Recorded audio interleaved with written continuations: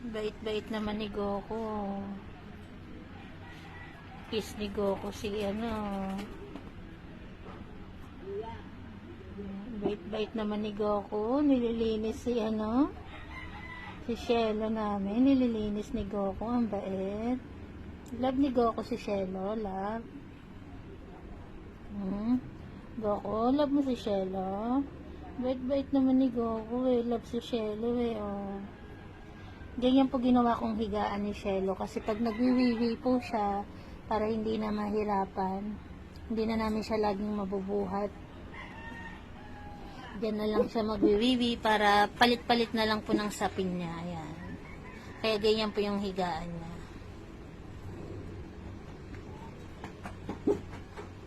Si Cielo po, okay naman siya ngayon. Kumain naman po si Cielo. Gustong-gusto niya naman kumain. Yun nga lang madali siyang mapagod. Astig, lagi na nagwo-worry di si Astig kay ano eh, oh. Lagi na nagwo-worry si Astig kay Cielo. Okay lang si Cielo, Astig. Okay lang ang baby mo, Astig. Love na love ni Cielo. Ay, love na love ni Astig si Cielo. Mamaya po pala dadalhin uli ni Papa Fernan si Cielo sa vet para isubQ. Yung subQ po, yun po ay para siyang dextrose. Imbis po na nakalagay sa kanya yung nakasabit maghapon o magdamag, ayun po, itinuturok na lang sa katawan niya. Kumbaga ano po yun, para hindi siya ma-dehydrate kahit hindi siya umiinom o kumakain, saka hindi po siya manlalambot maigi. Kaya po meron, sinasubQ po sila. Yun po ay hindi po nakakasama para kay Cielo, kundi po nakakabuti po sa kanya yun. Tuwing magkakasakit po yung mga par babies namin, ganun po yung pinipili namin, imbis na